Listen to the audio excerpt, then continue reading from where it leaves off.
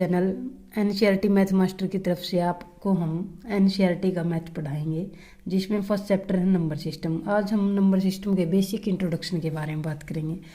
Number system में सबसे पहले आते हैं नंबर्स। नंबर्स कौन से होते हैं? नंबर्स दो टाइप के होते हैं, एक रियल नंबर और एक इमेजरी नंबर। रियल नंबर को हम हिंदी में वास्तविक संख्याएं कहते हैं और इमेजरी नंबर को हम काल्पनिक संख्याएं कहते हैं। रियल नंबर फर्दर दो पार्ट्स में डिवाइड होते हैं। First of is rational number and second one is irrational number. Rational number जिसको हम कहें प्रीमेय संख्याएं और इरेशनल नंबर अप्रीमेय संख्याएं।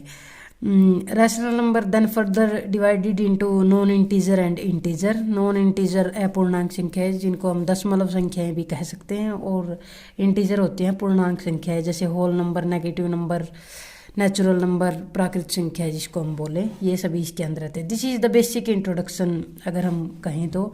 अब हम इनकी डेफिनेशंस के बारे में पढ़ते हैं। डेफिनेशंस क्या होती हैं?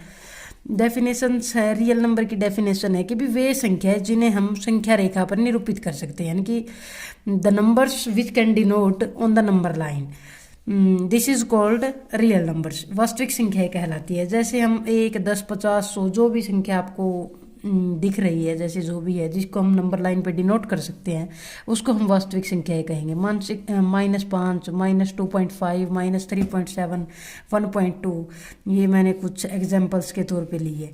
अभी आएगा इमेजिनरी नंबर। इमेजिनरी नंबर की क्या डेफिनेशन है? इमेजिनरी नंबर वो है जिनको हम संख्या रेखा पर निरूपित नहीं कर सकते, यानी कि the numbers which can not be denoted on number line, then this is called imaginary number. काल्पनिक संख्याएं। काल्पनिक संख्याओं में जैसे आयोटा को हम लें, -√1, -√3, root of -3 is called imaginary number. वे इन इमेजिनरी नंबर्स को हम a + आयोटा b की फॉर्म में भी लिख सकते हैं। This is called complex imaginary number. अब हम रियल नंबर में आगे डेफिनेशंस की बात करें तो आगे आएंगे रैशनल नंबर। रैशनल नंबर क्या है? जो संख्याएं p/q की फॉर्म में लिखी जा सकती हैं, जिसमें कंडीशन है कि q ≠ = 0, वह सभी संख्याएं प्रीमेय संख्याएं कहलाती हैं। जैसे 5/3, 7/1, 2/5, 0.2, 3.5 एटसेट्रा। अब आगे इरेशनल नंबर। इरेशनल नंबर है अप्रीमेय संख्याएं। अप्रीमेय संख्याएं वे संख्याएं जिनको हम p/q की फॉर्म में नहीं लिख सकते, यानी हम जिनको पॉइंट में निरूपित नहीं कर सकते, या फिर जो पॉइंट के बाद नॉन रिपीटेड, नॉन रिकरेंस जिसको हम बोलें, this is called irrational number. 0.1242 जो पॉइंट के बाद ना तो रिपीट होती है, नॉन टर्मिनेटिंग और नॉन रिपीटिंग जिसको हम बोलें, this is called irrational number. √5, √2, 3.14152, this is called irrational number. अभी आ गया इंटीजर। इंटीजर की क्या डेफिनेशन रहेगी? इंटीजर हम किसको कहते हैं? वे संख्याएं जिनमें दशमलव के बाद शून्य होता है, या फिर वे संख्याएं जिनमें पूर्ण अंक होता है। इंटीजर होता है पूर्णांक। पूर्णांक का मतलब इसके नाम से ही पता चल रहा है, पूर्ण अंक। पूर्ण अंक जिसको हम कहें, यानी कि जो इसमें पॉइंट्स नहीं होते, जैसे +4 है, -3 है, +10 है, -15 है, +20 है। ये धनात्मक और ऋणात्मक, पॉजिटिव और नेगेटिव दोनों हो सकते हैं इंटीजर्स। अभी है अपना जीरो ना इधर पॉजिटिव और नो नेगेटिव इंटीजर, जिस ना ये पॉजिटिव और ना ही नेगेटिव है। पॉजिटिव इंटीजर्स कौन से होते हैं? पॉजिटिव इंटीजर्स में आते हैं हमारे होल नंबर। होल नंबर जिसको हम बोले हिंदी में पूर्ण संख्याएं कहते हैं। पूर्ण संख्याएं होती है जो 0 से स्टार्ट होती है, 0, 1, 2, 3, 4 और फर्दर चलती रहती है। नेचुरल नंबर 1 से स्टार्ट होते हैं, यानी कि all natural number are contained in whole number. सभी नेचुरल नंबर होल नंबर्स के अंदर आते हैं। सभी प्राकृतिक संख्याएं पूर्ण संख्याएं होती हैं। इसको आप अच्छे से नोट कर लेना। अभी आगे आ गया नेचुरल नंबर। नेचुरल नंबर में भी दो पार्ट्स होते हैं। Prime number. प्राइम नंबर जिसको हम बोले अभाज्य संख्या, और कंपोजिट नंबर। कंपोजिट होती है भाज्य संख्याएं। अभाज्य संख्याएं किनको कहें? कि वे संख्याएं जो एक और स्वयं के अलावा किसी और संख्या से भाग नहीं होती, यानी कि जिनके खुद और एक के अलावा कोई और फैक्टर नहीं होते। जैसे 2 है, 5 है, 13 है, 17 है, 67 है, 97 है। इसमें only 2 is the smallest even prime number. 2 सबसे छोटी और सम अभाज्य संख्या है, यानी कि 2 के अलावा कोई भी सम संख्या अभाज्य संख्या नहीं है, सभी सम संख्याएं भाज्य संख्या हैं। ओनली 2 ही एक ऐसा नंबर है जो सबसे छोटी अभाज्य संख्या भी है और सम अभाज्य संख्या भी है। उसके बाद 5 आएगा, 3 आएगा, 3 भी अभाज्य संख्या है, 13 भी अभाज्य संख्या है, 11 भी अभाज्य संख्या है।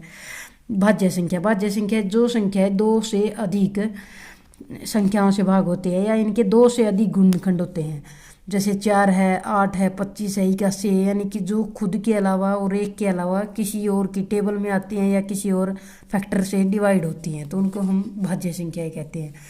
अभी आगे सम संख्याएं। सम संख्याएं क्या होती है? वे संख्याएं जो 2 से विभाजित होती हैं उनको हम सम संख्याएं कहते हैं, जैसे 2, 4, 6, 400, 800, कोई भी कितना भी बड़ा नंबर आप ले लो, जिसको हम जैसे 2000 है, अगर हम इसको 2 से डिवाइड करेंगे, अगर इसका शेषफल 0 है, 2 से डिवाइड करने पर, 2 से विभाजित करने पर,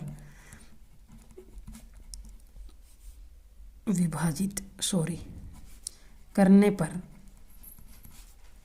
अगर शेषफल 0 आता है, 0 आता है तो वह सम संख्या कहलाती है।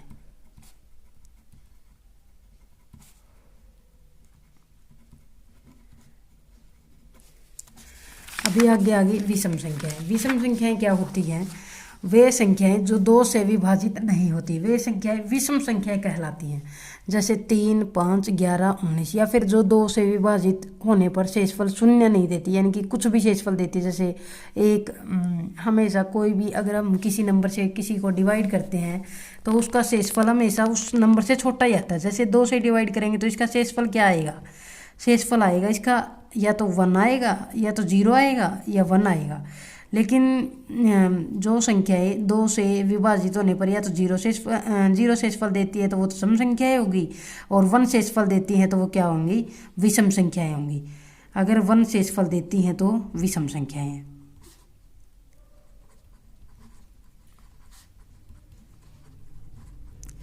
Is it clear? विषम संख्या। अभी आ गया कोप्राइम नंबर। कोप्राइम नंबर क्या है? वे संख्या है जिनका HCF 1 हो, यानी कि या तो वो भाज्य हो या अभाज्य हो, हमें उससे कोई लेना देना नहीं है, लेकिन उसका HCF क्या होना चाहिए? 1 होना चाहिए। जैसे या वे संख्या है जिनमें कुछ भी उभयनिष्ठ नहीं है। उभयनिष्ठ किसको कहते हैं? हम उभयनिष्ठ कहते हैं कॉमन को, उनमें कुछ भी कॉमन नहीं होता। जैसे एग्जाम्पल के तौर पर अगर हम लें तो 7 और 8, 7 और 8 में कुछ भी कॉमन नहीं है। जैसे 8 भाज्य संख्या, लेकिन इसमें इसके अगर 7 के साथ पेयर है तो 7 और 8 में कोई भी चीज़ कॉमन नहीं है, तो 7 और 8 अगर हम दोनों को कहें तो दोनों क्या है? को प्राइम नंबर है। इन दोनों को हम को प्राइम नंबर्स कहेंगे। और ऐसे ही कुछ एग्जाम्पल है, 9 और 11 हो गया, जैसे 16 और 9 हो गया, 16 भी भाज्य है, 9 भी भाज्य है, लेकिन दोनों क्या है? दोनों को प्राइम नंबर है। 2 और 3 हो गया। Twin prime number. Twin prime number कहेंगे जो 2 prime number with a gap of 2, जैसे 3 और 5 हो गया। एग्जाम्पल के तौर पे अगर हम लें तो 3 और 5 क्या है? ट्विन प्राइम नंबर है। ठीक है, अभी हम इसके कुछ क्वेश्चंस करते हैं। ये था basic introduction about number system. अभी आपको पता चल गया कि भी किन नंबर्स की क्या डेफिनेशन होती है, सम संख्याएं क्या होती हैं, प्रीमियर संख्याएं क्या होती है, प्रीमियर संख्या क्या होती है। अभी हम 9th क्लास के NCERT मैथ को अगर हम पढ़ें तो इसमें फर्स्ट चैप्टर ही संख्या पद्धति है।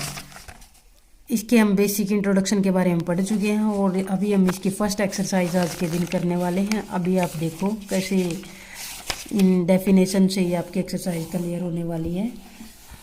तो अभी हम शुरू करते हैं इसको। एक्सरसाइज 1.1।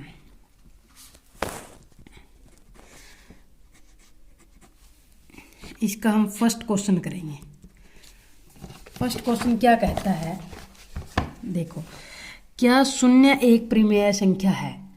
क्या इसे आप P/Q के रूप में लिख सकते हैं, जहां P और Q पूर्णांक हैं और Q ≠ 0 है? अगर हम किसी भी संख्या को P/Q के रूप में लिखेंगे किसी भी संख्या को अगर हम p बाई ये यहाँ रख लेते हैं और यहाँ पे हम सोल्व करेंगे। किसी भी संख्या को अगर हम p बाई क्यू के रूप में लिखेंगे तो वो p बाई क्यू के रूप में लिखते हैं। किसी संख्या को p बाई क्यू के रूप में लिखते हैं तो वह परिमेय संख्या होती है। कौन सी होती है? परिमेय संख्या क्या होती है। इसकी एक कंडीशन है कि क्यू नॉट इक्वल टू 0, क्योंकि अगर नीचे क्यू 0 हो गया तो अपनी इनडिटर्मिनेट फॉर्म हो जाएगी, अपरिभाषित जिसको हम कहें। खैर वो अलग चैप्टर है, तो अभी हम इसको देखते हैं परिमेय संख्या को। परिमेय संख्या में अगर जैसे इसने बोला है क्या शून्य एक परिमेय संख्या है, तो शून्य होता है 0 को हम p बाई क्यू की फॉर्म में लिख सकते हैं। अभी आपको लगता होगा कि पता नहीं क्या क्वेश्चन पूछ ले, लेकिन इसको हम बिल्कुल आसान बनाएंगे। जैसे 0 को हम क्या लिख सकते हैं, 0/1 भी लिख सकते हैं, 0/2, हम 0/100 भी लिख सकते हैं इसको। अगर 0 को किसी भी चीज़ से डिवाइड करेंगे तो उसका आंसर हमेशा 0 ही आना है। तो 0 क्या है एक, अतः हम कह सकते हैं कि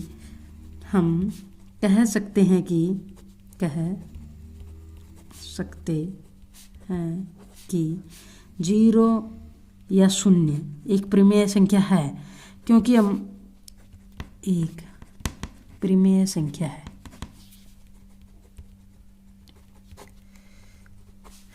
क्योंकि 0 को हम p बाई क्यू की फॉर्म में लिख सकते हैं, 0/1, 0/2, 0/100, और जिस भी संख्या को हम p बाई क्यू की फॉर्म में लिख सकते हैं वह कौन सी संख्या होती है? परिमेय संख्या होती है। अभी हम क्वेश्चन नंबर 2 की तरफ बढ़ते हैं। क्वेश्चन नंबर 2 क्या बोल रहा है? 3 और 4 के बीच, अभी यहाँ पे आपको क्वेश्चन लिख के दिखाऊंगी मैं। 3 और 4 के बीच में 6 परिमेय संख्या ज्ञात कीजिए। 6 परिमेय संख्याएं ज्ञात कीजिए। ये हमारा क्वेश्चन, और अभी हम इसका सॉल्यूशन करेंगे। 3 और 4 के बीच में 6 परिमेय संख्या निकालनी है।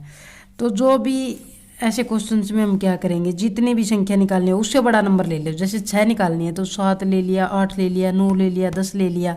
तो भी हम इससे क्या करेंगे, इससे बड़े नंबर से मल्टीप्लाई करेंगे। ऊपर भी मल्टीप्लाई करेंगे, जैसे 3 है और ये है 4, इसको ऊपर भी मल्टीप्लाई कर दो और नीचे भी। जैसे 7 से हम कर दिया, ऊपर भी मल्टीप्लाई कर दिया। अगर नीचे कुछ नहीं है तो इसका मतलब क्या है, 1 है, 1 को 7 से मल्टीप्लाई, यहाँ भी 7 से मल्टीप्लाई, ऊपर भी और नीचे भी।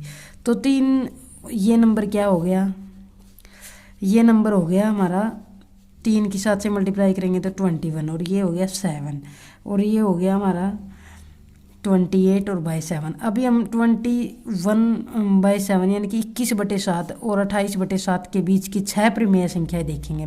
बीच 6 परिमेय संख्याएं देख लेंगे। नंबर सेम ही है, हमने किया कुछ नहीं है, ऊपर भी मल्टीप्लाई कर दी और नीचे भी। अगर हम ऊपर और नीचे सेम संख्या से मल्टीप्लाई करते हैं तो इससे उस नंबर पर कोई इफेक्ट नहीं आता है। तो अभी हम जैसे इसका आंसर क्या होगा, आंसर निकल गया है। जैसे 21/7 और 28/7 के बीच 6 परिमेय संख्या निकालनी है तो 22/7 होगी, 23/7 होगी। अभी हम आसानी से निकाल सकते हैं, जैसे 24/7, 25/7, 26/7 और 27/7।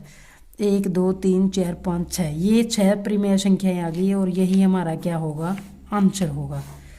आप 7 से नहीं, आप 8 से भी मल्टीप्लाई, जितनी संख्या निकालनी है उससे बड़ा कितना भी नंबर ले लो आप, 7 ले लो, 8 ले लो, 9 ले लो, 10 ले लो, जिससे भी आपका मन करे उससे आप मल्टीप्लाई करो और आप अपनी परिमेय संख्याएं निकाल सकते हो। ऐसा ही एक क्वेश्चन आगे दिया है, 3/5 और 4/5 के बीच 5 परिमेय संख्याएं निकालनी है। 5 परिमेय संख्याएं निकालो। अभी मैंने आपको बताया ज्ञात कीजिए। अभी मैंने आपको क्या बताया कि भी 5 से बड़ा कुछ भी नंबर ले लो आप। 5 निकालनी है तो 5 से बड़ा कुछ भी, 5 से बड़ा 6 है, 7 है, 8 है, 9 है, 10 है। अभी हम 10 लेते हैं, जैसे इसके 10 ले लो या 11 ले लो, जो भी आपका मन करे। जैसे 10 लेंगे तो 3 को 10 से ऊपर भी मल्टीप्लाई और 3/5 को 10 से नीचे भी मल्टीप्लाई। इसी प्रकार 4/5 है, ऊपर भी 10 से मल्टीप्लाई और नीचे भी 10 से। तो ये नंबर्स क्या हो गया हमारे, हो गए 30/50 और 40/50। इनके बीच अब हम 5 परिमेय संख्या निकालेंगे तो कौन सी आएंगी, 31/50, 32/50, 33/50, 34/50, 35/50, कोई भी ले सकते हैं आप। इनके बीच की आनी चाहिए। जैसे मैं तो 38/50 लूँगी तो 38/50 भी ले सकते हैं, 39/50 भी ले सकते हैं, जितनी मर्जी आप ले सकते हैं। 1 2 3 4 5 6 7 होगी और बीच में 36 37 हमने छोड़ दी, वो भी हम ले सकते हैं। तो ये सभी प्रमेय संख्या है 3/5 और 4/5 के बीच की संख्या है। इसको हम एक डिफरेंट मेथड से भी कर सकते हैं। वैसे ये सबसे आसान और ईजीएस्ट तरीका है इसको निकालने का। दूसरे मेथड से हम कैसे करेंगे, जैसे 3/5 है तो इसको हम डिवाइड कर ले, पॉइंट्स में ले लें। जैसे 0.6 हो जाएगा ये, और ये 0.8 हो जाएगा। तो 0.6 के और 0.6 और 0.8, तो इसके बीच की अगर हम प्रमेय संख्या निकालेंगे तो जैसे 0.61 हो जाएगा। ये 0.60 है और ये 0.80 है। 61, 0.62 ले लो, 0.63 ले लो, 0.70 ले लो, ये सभी इसके बीच की प्रमेय संख्या हैं। 0.73 ले लो, तो ये सभी हमारे आंसर्स हो सकते हैं। तो ऐसे ही हम धीरे धीरे करके सारा मैथ, हम एनसीईआरटी का मैथ यहाँ का इस चैनल पे कवर करेंगे और आप हमेशा इसी तरह जुड़े रहिए। अभी हम नेक्स्ट क्वेश्चन और करते हैं। एक लास्ट क्वेश्चन है हमारा आज के सेशन का, क्वेश्चन नंबर 4। क्वेश्चन नंबर 4 क्या है, नीचे दिए गए कथन सत्य है या सत्य, हमें ट्रू और फॉल्स बताने हैं। कारण के साथ अपने उत्तर दीजिए। हम इसमें रीजन भी देंगे क्योंकि इन्होंने मांगे हैं तो देने पड़ेंगे भाई। क्या बोला इन्होंने, प्रत्येक प्राकृत संख्या एक पूर्ण संख्या होती है। देखो हमने जो भी डेफिनेशन पढ़ी है आप उन पे बने रहिए, आपको कुछ भी अलग से पढ़ने की ज़रूरत नहीं है। मैथ कोई बिल्कुल भी हार्ड सब्जेक्ट नहीं है, ये बिल्कुल आसान तरीके से अगर हम पढ़ें तो ये बिल्कुल आसान सब्जेक्ट है। जैसे प्रत्येक प्राकृत संख्या एक पूर्ण संख्या है। अभी हमने डेफिनेशन में क्या लिखा रहा, देखो अभी आपको दिखाई देती हूँ मैं, कहाँ गई डेफिनेशन प्राकृत संख्याओं की। ये पूर्ण संख्या है 0 से स्टार्ट होती है, 0 1 2 3 4, और प्राकृत संख्या है 1 से स्टार्ट होती है, 1 2 3 4, ये आगे चलती रहती हैं। तो जो भी प्राकृत संख्या है वो सभी पूर्ण संख्याओं में आती है कि नहीं आती है, आती है भाई। इसमें तो बल्कि 0 एक्स्ट्रा ही दे रखा है, तो पूर्ण संख्याओं में 0 एक्स्ट्रा होता है और प्राकृत संख्या 1 से शुरू होती है। अभी आपको समझ आ गया, रिमाइंड आ गया होगा। तो ये क्या हो गया, प्रत्येक प्राकृत संख्या एक पूर्ण संख्या होती है। हाँ प्रत्येक, तो ये क्या है अपना सत्य है। क्यों है, क्योंकि सभी प्राकृत संख्याएं किस में आती हैं, पूर्ण संख्या में आती हैं। सभी प्राकृत संख्याएं पूर्ण संख्याएं होती हैं, पूर्ण संख्या होती है। आप एग्जाम्पल ले सकते हैं, कुछ भी एग्जाम्पल जो भी आपके माइंड में आए वही एग्जाम्पल आप ले सकते हैं। जैसे एग्जाम्पल के तौर पे मैंने ले लिया 5। 5 क्या है, प्राकृत संख्या है तो ये पूर्ण संख्या भी है। इसमें मैंने ले लिया 16। 16 भी प्राकृत संख्या है तो ये पूर्ण संख्या भी है। कोई भी ले लो, 100 ले लिया मैंने, 1000 ले लिया मैंने, तो 1 लाख लेना है तो 1 लाख भी क्या है, अगर प्राकृत संख्या है तो ये पूर्ण संख्या में भी आएगी, क्योंकि पूर्ण संख्या 0 से स्टार्ट होती है और चलती रहती हैं। अभी नेक्स्ट सेकंड पार्ट क्या है इसका, प्रत्येक पूर्णांक एक पूर्ण संख्या होती है। प्रत्येक पूर्णांक एक पूर्ण संख्या होती है।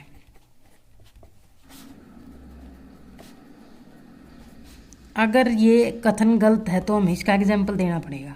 कैसे देंगे एग्जाम्पल, अभी आप देखो। इसका आंसर आएगा, जैसे अभी हम आंसर लिखे इसका, तो इसका आंसर आएगा असत्य है। क्यों आएगा असत्य, प्रत्येक पूर्णांक तो माइनस में भी होते हैं, पूर्ण संख्या प्लस में, तो पूर्ण संख्या तो 0 से शुरू होती हैं। तो पूर्णांक आ गया, जैसे -2 है, -2 एक पूर्णांक है,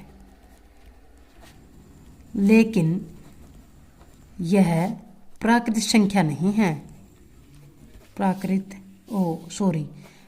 नहीं, पूर्ण संख्या नहीं है।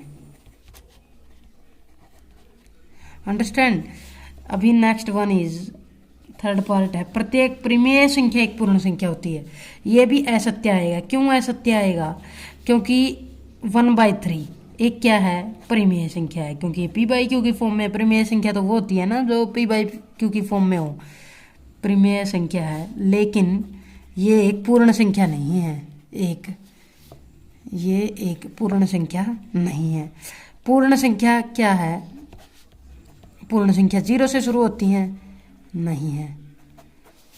परिमेय संख्या पी बाई क्यू की फॉर्म में हो सकता है, लेकिन पूर्ण संख्या तो 0 1 2 3 जो पूरे नंबर होते हैं वही होते हैं, पॉइंट्स में तो हो नहीं सकती। तो ये भी क्या आएगा? हमारा असत्य है। इस प्रकार हमने ये एक्सरसाइज 1.1 को कंप्लीट किया। अभी आप देख सकते हो। और इसी तरह हम धीरे धीरे सभी मैथ के सभी चैप्टर्स को और सभी एक्सरसाइज को धीरे धीरे कंप्लीट करेंगे। तो बने रहिए। Thanks for watching. Have a nice day. Thank you.